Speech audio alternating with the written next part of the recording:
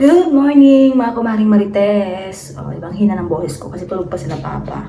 Saka si Bunso. So may nagtatanong kay Bunso kung I wonder, sabi ko nasan ba si Bunso. Nandito lang po siya tapos nag-apply po siya ng work. Opo, kaya wag po kayong kung di niyo siya nakikita. Mamaya papakita ko sa inyo, no? Tapos mamaya kung magkape kasi nagpapainit ako ng mainit na tubig.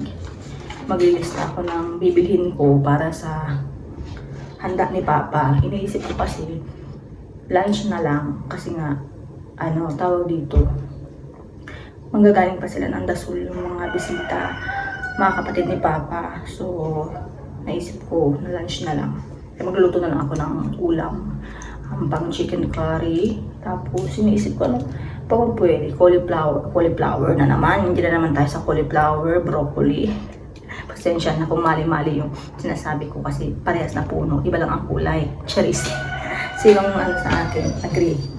Tapos, ang sinasabi ko is, chop suey, pang chop suey. Kasi nga, mga kapatid ni Papa, ewan ko kung atin din sa yung piyanan ko. Kasi, mamasyal din daw sila eh. So, yun. Sinabihan ko na lang din para minsanan. Itong birthday ni Papa, simple lang, lunch lang. Kumbaga, tawag dito, gusto lang nilang dalawin si Papa, yung mga kapatid niya. So, yun na lang, nag-decide na lang na dahil nga mag-birthday siya sa Sunday, maghanda na lang. Kasi, oo, naghahanda kami, pero kasi pag kami lang, like, tawag dito, naghahanda kami yung kami lang, ganun, kakain lang na simpleng lang, kasi di ba nga yun sabi ko nga. Pero syempre pag birthday ni Papa, hinahandaan talaga namin siya. Kami okay lang kahit hindi na. Kasi si Papa tumatanda na yan. Alam niyo na, naririnig yung pa ako. Medyo mahina tayo ngayon, no? So, pang chicken curry.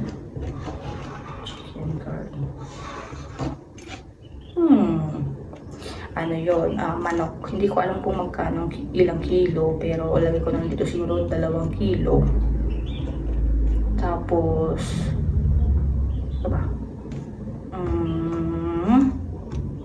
patatas, 1 kilo. Mahal kasi gulay ngayon, pero yung 1 kilo patatas. Tapos, yung repolyo, mura na ngayon kasi naging bagsak presyo siya sa bagyo, no? 1 kilo carrots. 1 kilo lang to kasi alam mo naman sa chicken curry, di ba? Minsan pag kumakain sila mas pinapansin nila yung laman lang. Tapos, yung iba gusto lang naman nila yung patatas. So, konti-konti lang, no? Yan, tapos, curry powder. Tapos, ano ba yun? Coco mama na gata. Coco mama. Yan lang naman ang need dyan. Tapos bell pepper.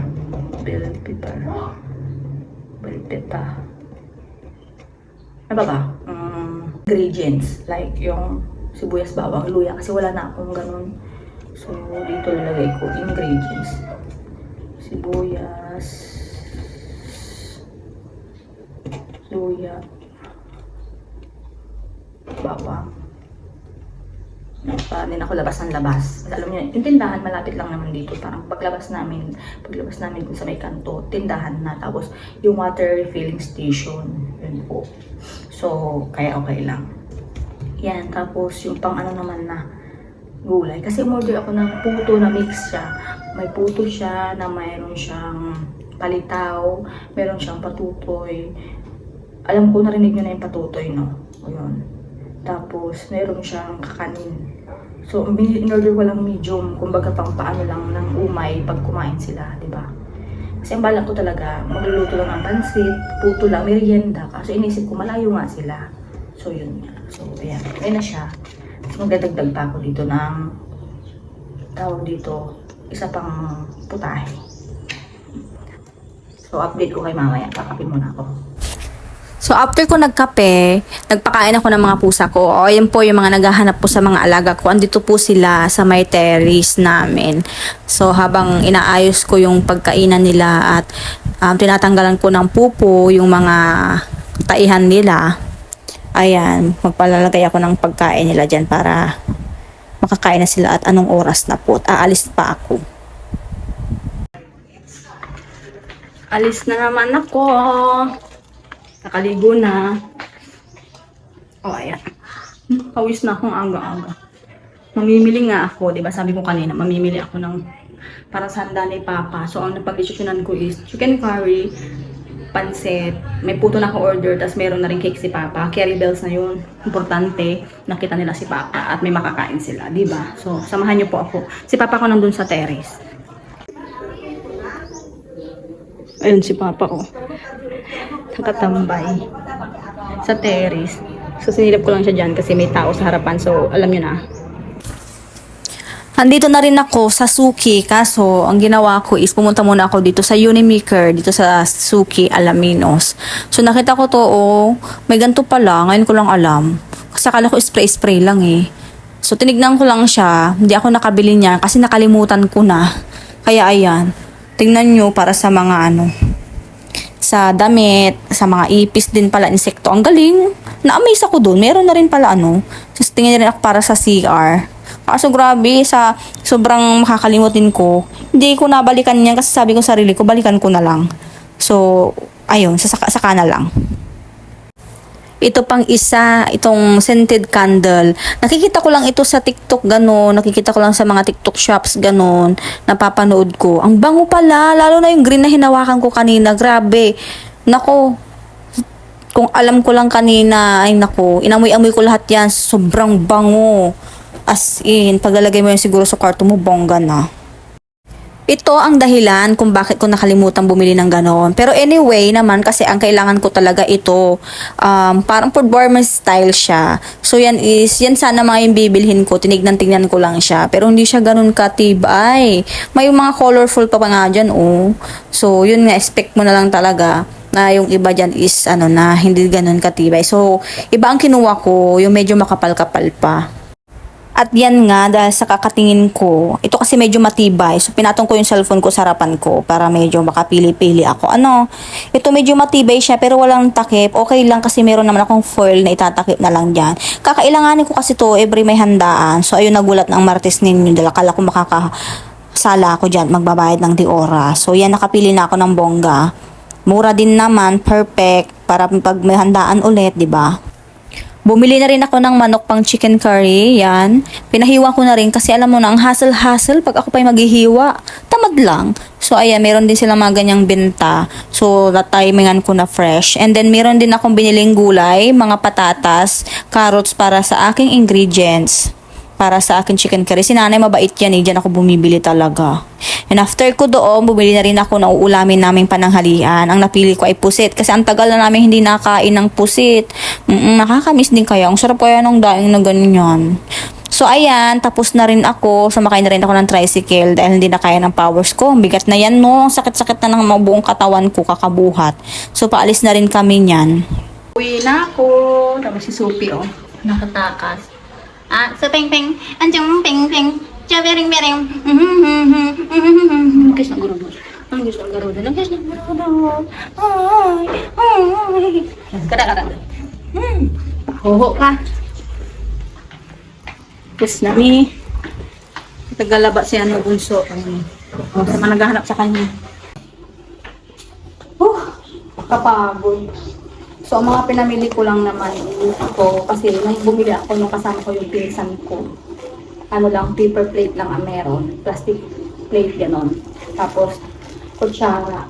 Yun lang. Pag bumili ako nito, naghanap ako ng plastic cup. Hindi na pala daw pwede dito yun. Sa alamin. So, paper cup sila. Yun kasi hinanap ko, si mura yun siya. Pero, yun lang naman. Kaya ito, kailangan niya. Kasi para hindi na ako yung, alam nyo na, kasi nga, yung mga dinala namin dito is naiwan na lahat sa bahay. So, ayun. Tapos, bumili na rin ako ng ito. Isang kilong pansit lang. Kasi, lang naman, magkakanin sila. So, yan ang ululuto ko. Siyempre, may ingredients na dyan. Yan lang. Tapos, bumili na ako ng ganito. Ganito siya. Parang style for warmer siya. Kasi, para pag may handaan hindi na ako bili ng parang yung tinatapon lang. So ito, at least may tatago ko pa. Diba? So yan. Dalawa lang binili ko. Tapos bumili lang ako ng extra na ganito. Ayan. Para sa, alam nyo na, maliit lang. So yan. Ang nabili ko. Na para sa, yan, wala din kaming gantong gamit. Lagi na lang kami bumili ng ano. Ayan. Tapos bumili ako ng saging ni Papa. So, kandi ang putas. Tapos, yun na yung para sa chicken curry, yung coco mama. Dinagdagan ko na para meron akong ano, extra if ever na magkakata ko. O, minsan lang ako magkataha. So, ako na pala. Tapos, bumili ako ng pusit. Ayan o. Kasi ulamin namin ngayon tanghali. Ay, lang lang.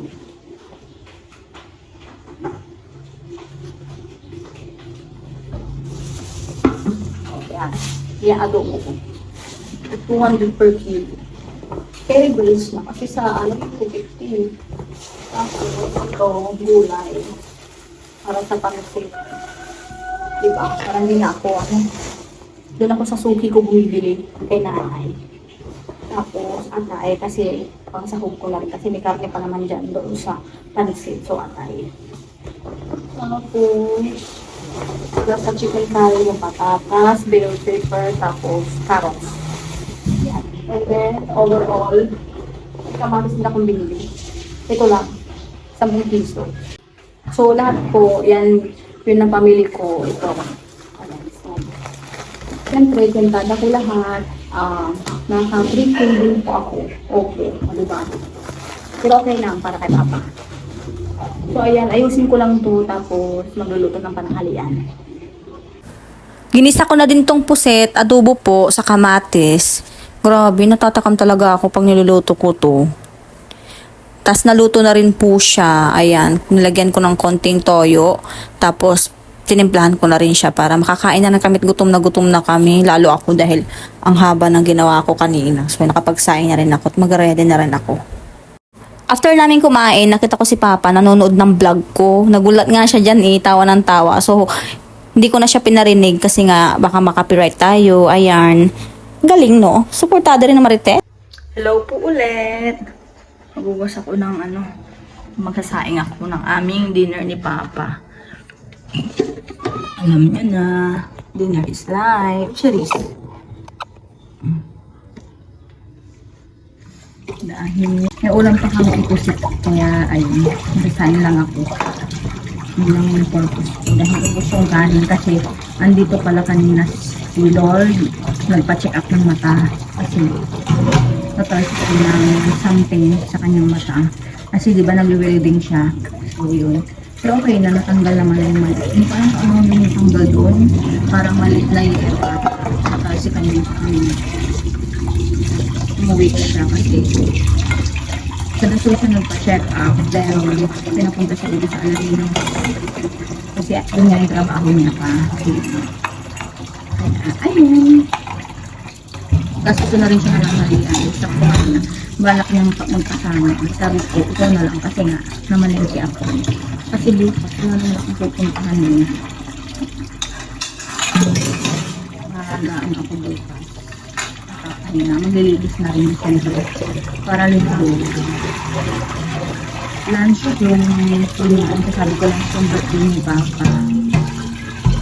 So baka hindi ako makapagsimba kasi nagluluto ako noon lunch. So bawi na lang tayo sa next Sunday.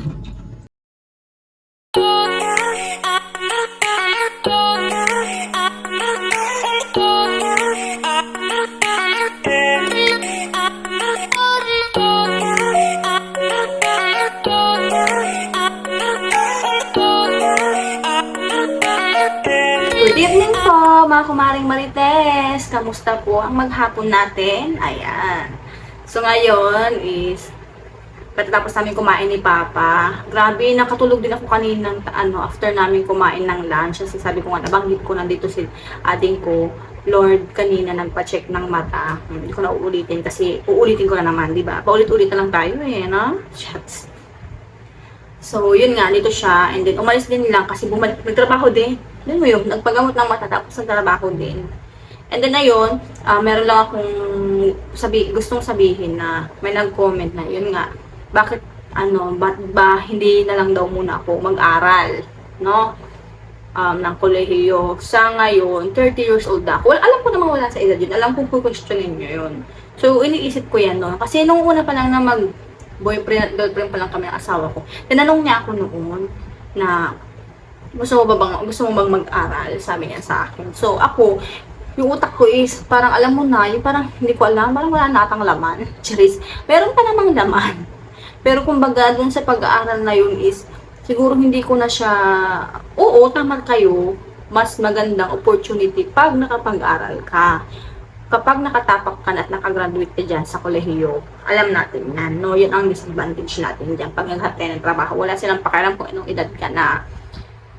Pero, habang nakagraduate ka, yun. Kasi yun naman talaga naman ang nila qualification nila na dapat college graduate ka. Kasi yun ang talagang hinahanap nila. Diba? So, yun yung dagdag point sa mga nakapagtapos sa hindi. Pero yun nga, ang sinasabi ko sa inyo is nakapagtapos ka nga, pero yung pinagtapos yung tinapos mo is hindi mo siya gusto. And then, wala din lang. Hindi ka mo rin alam diskartean. Hindi ko to nilalahat Alam nyo po yan.